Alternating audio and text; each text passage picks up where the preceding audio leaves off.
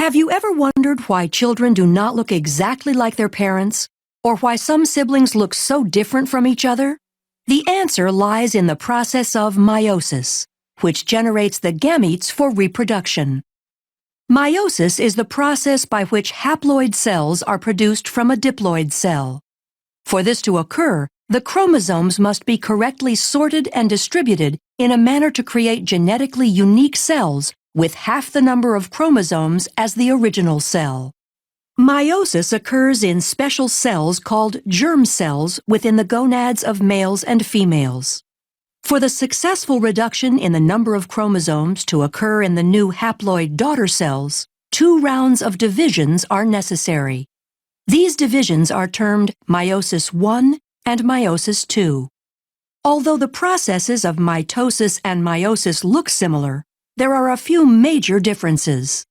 One obvious difference is that mitosis results in 2 diploid daughter cells, and meiosis results in 4 haploid cells. As in mitosis, meiosis begins after a cell has successfully completed the G1, S, and G2 stages of interphase. During the S phase of interphase, the DNA is replicated, producing 2 copies of each chromosome called sister chromatids. The paired centrioles in the cytoplasm duplicate and begin extending microtubules that will form the meiotic spindle. Sister chromatids remain attached at the centromere and condense as the cell enters prophase I of meiosis. Up to this point, the cell looks similar to mitosis, but 2 events occur in meiosis that do not occur in mitosis and lead to genetic diversity. The first event occurs during prophase I, when homologous pairs of sister chromatids lie side by side in a process called synapsis, forming a tetrad or bivalent. The homologous chromosomes share similar but not necessarily identical genes. Once this structure is formed, the second event, called crossing over, can occur. During crossing over, a physical exchange between chromosome segments of non-sister chromatids occurs, increasing genetic diversity.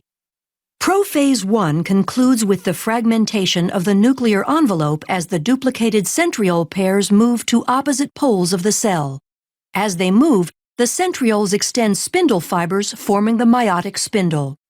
In prometaphase I, with the paired centrioles in place, the meiotic spindle is fully formed. The sister chromatids attach to the spindle fibers by their kinetochores. Here, another key difference between mitosis and meiosis occurs. Because of synapsis and crossing over in meiosis, homologous chromosomes remain aligned, so that a pair of sister chromatids is attached to only one pole by the kinetochore microtubules. In mitosis, each sister chromatid is attached to a spindle fiber. The fibers originate from opposite poles. During metaphase I, bivalents randomly align along the metaphase plate. Due to independent assortment, this alignment is random and adds to genetic diversity. In anaphase I, the homologous chromosomes separate and move toward opposite poles. Meiosis I ends with telophase I, when the chromosomes decondense and the nuclear envelope reforms. Cytokinesis separates the cytoplasmic material, and the 2 daughter cells are separated by a cleavage furrow. Since the final product of meiosis I is 2 haploid cells, meiosis II begins without the chromosomes going through another round of DNA replication. Centrioles again duplicate and begin moving to opposite poles of each cell. In prophase II, the sister chromatids condense while the spindle starts to form as the nuclear envelope disappears. In prometaphase II, the sister chromatids attach to the spindle by kinetochore microtubules, with sister chromatids attached to opposite poles. The spindle aligns the sister chromatids along the metaphase plate during metaphase II. During anaphase II, sister chromatids separate and individual chromosomes move toward the poles. The entire process ends with telophase II, as the chromosomes decondense and the nuclear envelope reforms. Cytokinesis occurs, and cleavage furrows separate the 2 daughter cells into 4 haploid daughter cells. The haploid daughter cells will specialize into gametes, either sperm or egg. These fuse in fertilization to form a zygote, which will grow into a child. The child receives half its chromosomes from its mother and half from its father. Because men and women produce millions of gametes, and the selection of gametes in fertilization is random, this contributes to genetic diversity. This explains why a child isn't identical to either parent. But why aren't siblings identical? The diversity comes from several sources. In prophase 1, non-sister chromatids can exchange DNA through crossing over, increasing the genetic diversity of individual chromatids.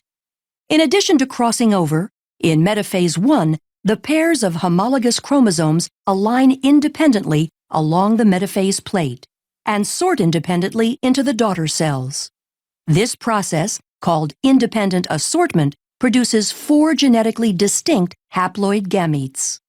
As the total number of chromosomes increases in an organism, the number of genetically distinct gametes increases by 2 to the nth power. This means an organism with n equals 3 can produce 8 unique gametes.